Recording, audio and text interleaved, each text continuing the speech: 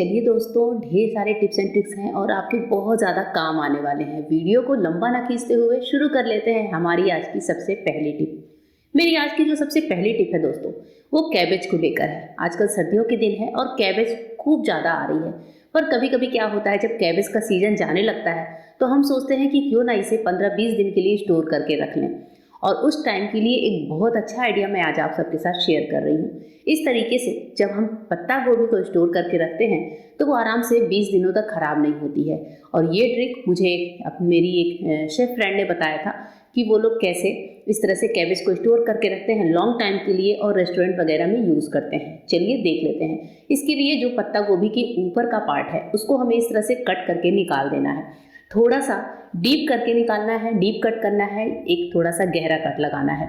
और जब इसका पूरा डंठल वाला पार्ट हम इस तरह से अलग कर लें तो बस इसके बाद से हम जो है लेंगे एक टिश्यू। जी हाँ, हमारे घर में किचन टॉवल होते हैं, कोई फ्रेश टिश्यू होता है, मतलब पेपर का एक छोटा सा टुकड़ा इस तरह का चाहिए होगा टिश्यू का। टिश्यू जो होता है वो मॉइस्चर का बहुत अच्छा काम करता है। टिश्यू को लेकर इस तरह से रफली आप रोल कर लीजिए और इसके बाद से पत्ता गोभी में यहाँ पर अच्छे से इसको फिल कर दीजिए। फिल करने तक का ही काम नहीं है दोस्तों। इसके बाद से हमें लेना है थोड़ा सा पानी और पानी से टिश्यू को हल्का सा गीला कर लीजिए। आप यहाँ पर पानी का स्प्रे भी कर सकते हैं।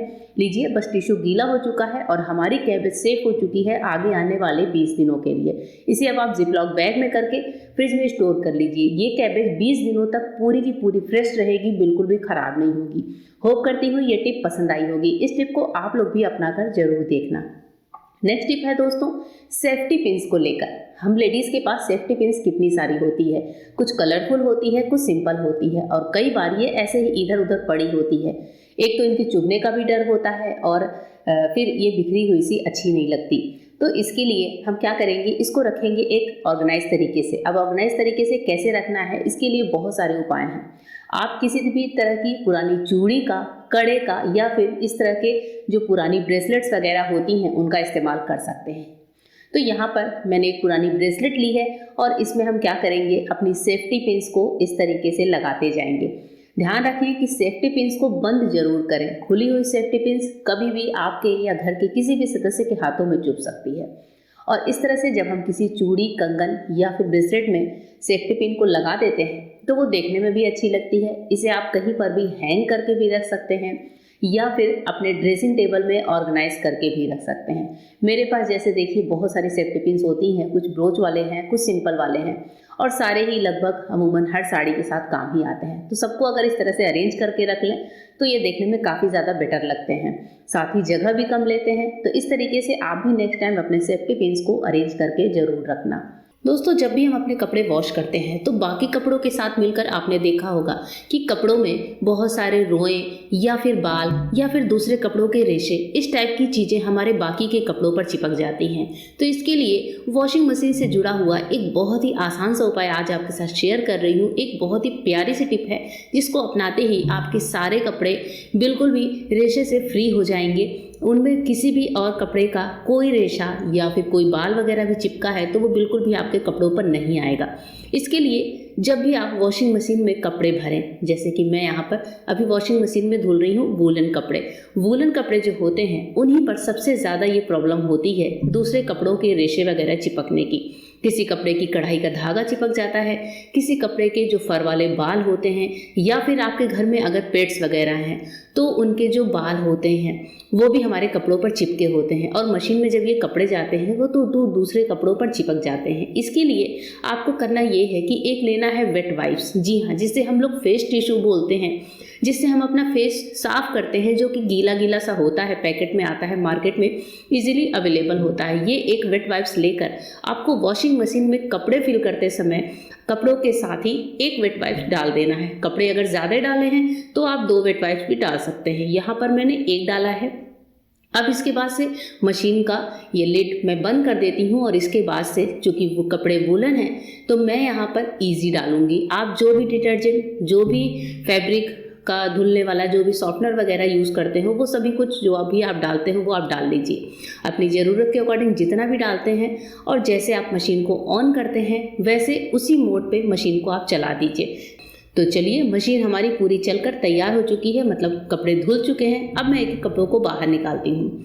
सबसे ज़्यादा इफेक्ट इसका हमें हमारे ब्लैक कपड़ों पर देखने को मिलता है। जो हमारी ब्लैक जैकेट्स वगैरह होती हैं उन पर कोई भी अगर रेशा हो, कोई बाल हो, वो सबसे ज़्यादा दिखता है। जैसे मेरी ये ब्लैक जैकेट है जिसको मैं आपको दिखा रही हूँ दोस्तों, इसको आप ध्यान से देखिएगा, इस पर आपको एक भी रेशा नहीं दिखेगा। तो यहाँ पर चलिए ब्लैक वाली जैकेट को उलट पलट कर आपको दिखाती हूँ। और जो ब्लैक जैकेट है उसी पर सबसे ज़्यादा रेशे दिखते हैं। जो कलरफुल कपड़े होते हैं उन पर हमें कुछ भी ऐसे दिखाई नहीं देता है। तो ये देखिए, यहाँ पर आप देख सकते हैं कि ब्लैक जैकेट पर एक भी रेशा नहीं है। अगर होता तो ये आपको इस तरह से इजीली दिख जाता। ना ही किसी फर का बाल है, ना ही किसी दूसरे स्वेटर का रेशा है। तो दोस्तों, इस तरीके से आप भी जो है एक कपड़े का रेशा दूसरे कपड़ों पर चढ़ने से बहुत ही इजीली बचा सकते हैं। मशीन चाहे फुली ऑटोमेटिक हो या फिर सेमी ऑटोमेटिक हो, इस तरीके से बहुत ही ईजी तरीके से आप अपना काम आसान कर सकते हैं। नेक्स्ट टिप है झाड़ू को लेकर। कभी कभी हमारे घर में क्या होता है कि हम हेयर कटिंग करते हैं या हम लेडीज बाल झाड़ते हैं तो बालों के गुच्छे इधर उधर गिरे होते हैं, या फिर अगर हमारे घर में पेट्स हैं या फिर कपड़ों पे लगे हुए रेशे अगर हमने झाड़े हैं तो वो सभी कुछ इस तरह से झाड़ू में आते हैं। और होता ये है कि झाड़ू से जब हम इन बालों को उठाने की कोशिश करते हैं, मतलब समेटने की कोशिश करते हैं, तो झाड़ू से उठते तो कम है दोस्तों, ये झाड़ू में चिपकते ज़्यादा हैं। और ऐसे टाइम पर इरिटेशन और बढ़ जाती है, क्योंकि हमें क्या करना पड़ता है, बार बार लगाना पड़ता है इनमें हाथ, इस बालों के टुकड़े को निकालने के लिए। और आप सभी मेरी इस बात से बहुत अच्छी तरह से सहमत होंगे। अब इसका उपाय मैं लेकर आई हूँ कि यहाँ पर हम झाड़ू को पहनाएंगे पॉलीथीन। जी हाँ, कोई सी भी पुरानी पॉलीथीन ले लीजिए जो थोड़ी सी पतली सॉफ्ट सी हो, और उसे झाड़ू के आगे वाले हिस्से में इस तरह से पहना दीजिए। ये काम आपको तभी करना है जब घर में कभी किसी ने हेयर कटिंग करी है, या फिर 2-4 लेडीज ने एक साथ बाल झाड़े हैं, या फिर कहीं पर भी पेट्स के रेशे वगैरह हों। रोज रोज आपको ये करने की जरूरत नहीं है। तो इस तरह की क्लीनिंग के टाइम पे जब आपको लगे कि घर में बाल वगैरह ज़्यादा बिख रहे हैं, तब आप झाड़ू में आगे एक पॉलीथीन लगा लीजिए। और इस पॉलीथीन वाले पार्ट से ही आप जब झाड़ू लगाएंगे तो आप देखेंगे कि बाल जो है झाड़ू में बिल्कुल भी नहीं चिपकता। सबसे बड़ी बात कि एक जगह बहुत ही आसानी से इकट्ठा हो जाता है, और जब हम इसे उठाते हैं तो ये उठता भी बहुत ईजिली है। और जब हम झाड़ू से और अपने कचरे वाले पात्र में डालते हैं तो वहाँ पर इसे उठाना बहुत ज़्यादा मुश्किल हो जाता है। तो आप देखिए, पॉलीथीन वाले साइड से ही जब हम इस बाल वाले कचरे को उठा रहे हैं तो कितनी आसानी से ये इकट्ठा हो रहा है, और ये फेंकने के लिए हम जो है बहुत ईजी तरीके से इस काम को कर सकते हैं। बढ़ते हैं नेक्स्ट टिप की तरफ। हमारी जो नेक्स्ट टिप है वो गैस चूल्हे की सफाई को लेकर है। क्या होता है दोस्तों कि हम लोग जब किसी गीले कपड़े से अपने गैस चूल्हे को साफ करते हैं तो ये क्लीन तो हो जाता है, ऊपर से देखने में तो ऐसा लगता है कि हाँ ये क्लीन हो जाता है, लेकिन क्योंकि हम लोग इस पर बनाते हैं खाना और हमारी रिस्पॉन्सिबिलिटी होती है कि हमारे कुक टॉप पर बिल्कुल भी जर्म्स ना रहें। तो जर्म्स को कैसे क्लीन करें, इसके लिए छोटा सा उपाय है। हमने लिया है यहाँ पर बेकिंग सोडा, यानी कि खाने वाला सोडा।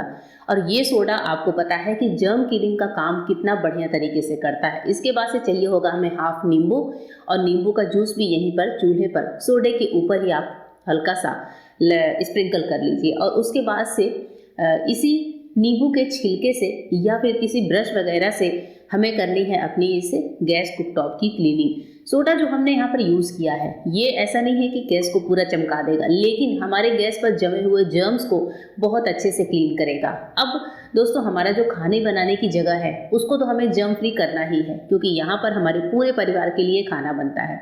तो सोडे को डालने के बाद नींबू का रस डाल दिया है, और अगर आपके पास नींबू का रस नहीं है तो यहाँ पर आप थोड़ा विनेगर का भी इस्तेमाल कर सकते हैं। वैसे नींबू के छिलके से बहुत अच्छी जर्म क्लीनिंग का भी काम होता है। तो यहाँ पर मैंने सोडे को अच्छे से रगड़ लिया है, और देखिए नींबू का छिलका भी अब एकदम अधमरा सा हो गया है। तो इसे हटा देंगे, और इसके बाद से किसी सिंपल साफ सूती कपड़े से, हल्के गीले कपड़े से पूरे गैस चूल्हे को अच्छे से साफ कर लीजिए। इस तरह से जर्म का नाश होता है। सोडे से साफ करने का सिर्फ एक ही इंटेंशन होता है कि जर्म किलिंग वाला काम होता है।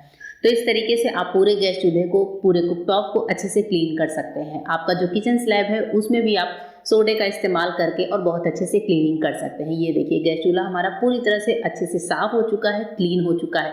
होप करती हूँ दोस्तों कि वीडियो पसंद आई होगी। तो इस तरह से, और वीडियो पसंद आई हो तो चैनल को सब्सक्राइब करिएगा, वीडियो को लाइक करिएगा, फ्रेंड्स और फैमिली के साथ शेयर करिएगा। फिर मिलूंगी मेरे नए वीडियो में, तब तक के लिए गुड बाय, थैंक यू।